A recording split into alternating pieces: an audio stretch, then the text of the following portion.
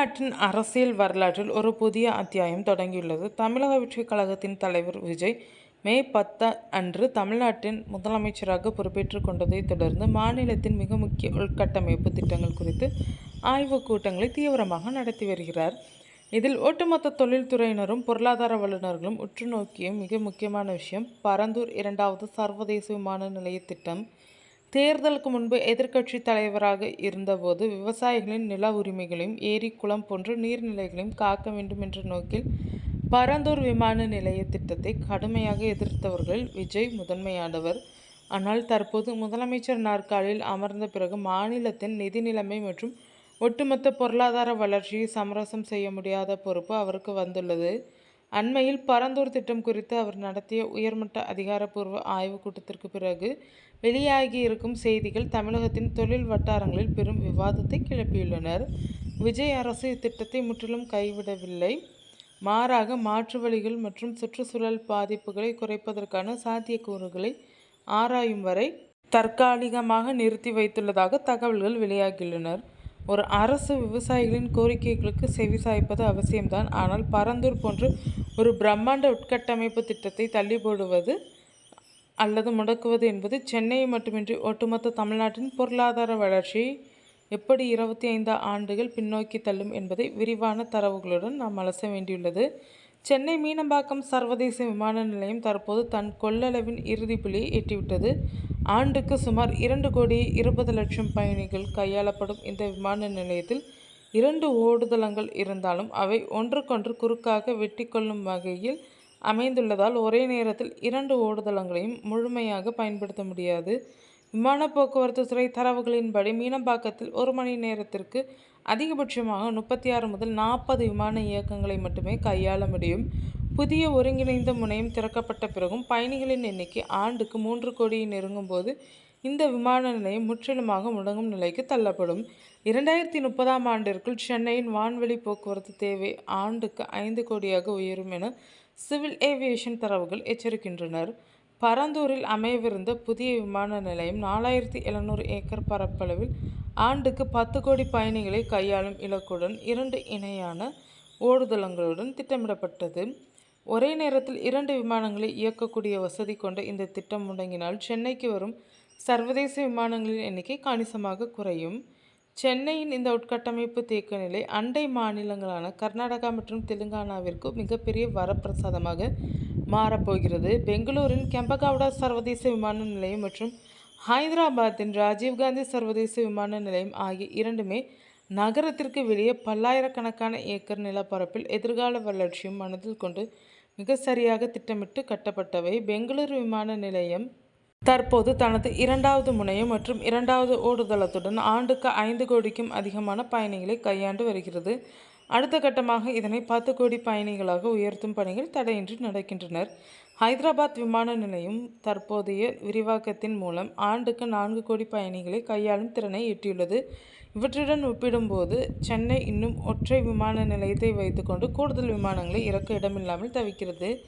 சென்னைக்கு வர விரும்பும் பல பன்னாட்டு நிறுவனங்கள் சரக்கு போக்குவரத்து மற்றும் தொழிலதிபர்களின் தடையற்ற பயண வசதிக்காக பெங்களூரையோ அல்லது ஹைதராபாத்தையோ தங்களின் முதன்மை தேர்வாக மாற்ற தொடங்கிவிட்டனர்.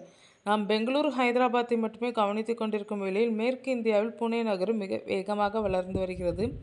தற்போது பாதுகாப்புத்துறைக்கு சொந்தமான லோஹோகான் விமான நிலையத்தை பகிர்ந்து கொள்ளும் புனே கடும் இட நெருக்கடியை சந்தித்து வந்தது. ஆனால் மகாராஷ்டிரா அரசு உடனடியாக செயல்பட்டு புரந்தர் பகுதியில் புதிய சர்வதேச விமான நிலையத்திற்கான நில எடுப்பு மற்றும் பூர்வாங்க பணிகளை தீவிரப்படுத்தியுள்ளது. பரந்தூர் விமான நிலையம் செயல்பாட்டிற்கு வரும்போது மும்பைக்கு அடுத்தபடியாக மகாராஷ்டிராவின் மிகப்பெரிய உற்பத்தி மற்றும் தகவல் தொழில்நுட்ப மையமாக புனே மாறும். சென்னை தற்போது பரந்தூர் திட்டத்தை தள்ளி போட்டால் உற்பத்தி துறையிலும் வாகன உதிரபாகங்கள் தயாரிப்பிலும் சென்னைக்கு இணையாக இருக்கும் புனே ஒட்டுமொத்த முதலீடுகளையும் ஈர்த்து சென்னையை விட பல ஆண்டுகள் முன்னோக்கி சென்றுவிடும். விமான போக்குவரத்து என்பது வெறும் பயணிகளுக்கானது மட்டுமல்ல, அது ஒரு மாநிலத்தின் பொருளாதார இதயம். பரந்தூர் திட்டம் முழுமையாக நிறுத்தப்பட்டாலோ அல்லது பல ஆண்டுகள் தள்ளி போடப்பட்டாலோ சென்னை சந்திக்கவிருக்கும் இழப்புகள் மிக அபாயகரமானவை. முதலாவதாக பன்னாட்டு முதலீடுகள் முடங்கும். தமிழ்நாடு $1 டிரில்லியன் பொருளாதாரமாக மாற்ற வேண்டும் என்ற இலக்கு தற்போதைய முதலமைச்சர் விஜய்க்கும் உள்ளது. ஆனால் ஒரு உலகளாவிய தலைமை நிர்வாக அதிகாரி தனது தனியார் விமானத்தையோ அல்லது சர்வதேச நேரடி விமானத்தையோ சென்னையில் இறக்க முடியாத நிலை நீடித்தால் அவர்கள் தங்களின் உற்பத்தி ஆலைகளை ஓசூர் வழியாக பெங்களூருக்கோ அல்லது ஐதராபாத் ஐடி காரிடோருக்கோ மாற்றிவிடுவார்கள்.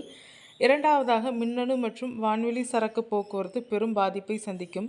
ஸ்ரீபெரும்புதூர், உரகடம் ஆகிய பகுதிகளில் உற்பத்தியாகும் ஐபோன்கள், மின்னணு சாதனங்கள் மற்றும் ஆட்டோமொபைல் உதிரி பாகங்கள் உலக நாடுகளுக்கு விரைவாக ஏற்றுமதி செய்யப்பட வான்வெளி சரக்கு போக்குவரத்து மிக முக்கியம். மீனம்பாக்கத்தில் சரக்கு நிலையம் ஏற்கனவே இட நெருக்கடியில் சிக்கியுள்ளது. பரந்தூர் வராத பட்சத்தில் இந்த ஏற்றுமதி சரக்குகள் அனைத்தும் சாலை மார்க்கமாக பெங்களூரு அல்லது ஹைதராபாத் விமான நிலையங்களுக்கு கொண்டு செல்லப்பட்டு அங்கிருந்தே உலக நாடுகளுக்கு அனுப்பப்படும். இதனால் தமிழ்நாட்டிற்கு கிடைக்க வேண்டிய பல கோடி ரூபாய் சுங்க வரியும் வருவாயும் அண்டை மாநிலங்களுக்கு செல்லும். மூன்றாவதாக, சென்னை சர்வதேச விமான போக்குவரத்து வரைபடத்தில் இருந்தே மறைந்து வெறும் உள்நாட்டு போக்குவரத்திற்கான ஒரு பிராந்திய நிலையமாக மாறும் அபாயம் உள்ளது.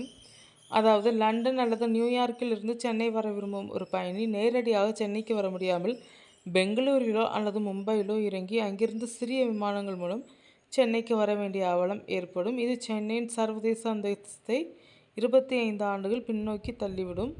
முதலமைச்சர் விஜய் தற்போது ஒரு இக்கட்டான சூழ்நிலையில் உள்ளார். மக்களின் நிலங்களையும் விவசாயிகளின் வாழ்வாதாரத்தையும் காப்பது அவரது அரசியல் கொள்கை. அதே நேரத்தில் மாநிலத்தின் உட்கட்டமைப்பு வளர்ப்பது அவரது அரசாங்கத்தின் கடமை. எனவேதான் அவர் இத்திட்டத்தை ஹால்ட் செய்யாமல் ஹோல்ட் செய்துள்ளார். அரசு அதிகாரிகள் தற்போது பரந்தூர் திட்டத்தின் நில எடுப்பு முறையில் புதிய மாற்றங்களை கொண்டு வர ஆலோசித்து வருகின்றனர். விவசாயிகளுக்கு சந்தை மதிப்பை விட பல மடங்கு கூடுதல் இழப்பீடு வழங்குவது, நீர்நிலைகளை பாதிக்காத வண்ணம் விமான நிலையத்தின் வரைபடத்தை சற்றே மாற்றியமைப்பது மற்றும் பாதிக்கப்பட்ட குடும்பங்களுக்கு அரசு வேலைவாய்ப்புகளை உறுதி செய்வது போன்ற மாற்று திட்டங்கள் விஜய் அரசு பரிசீலித்து வருவதாக கூறப்படுகிறது. பரந்தூர் திட்டத்தை தள்ளி போடும் ஒவ்வொரு நாளும் திட்டத்திற்கான மதிப்பீடு பல நூறு கோடிகள் உயரும் என்பதுடன் சென்னை உலகளாவிய போட்டித்தன்மையில் பின்தங்கிவிடும்.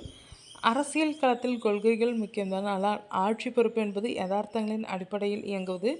சென்னைக்கு 2வது சர்வதேச விமான நிலையம் என்பது ஆடம்பரமல்ல, அது தமிழ்நாட்டின் அடுத்த தலைமுறை இளைஞர்களின் வேலைவாய்ப்பும் வாழ்வாதாரத்தையும் தீர்மானிக்கும் மிக அத்தியாவசிய தேவை.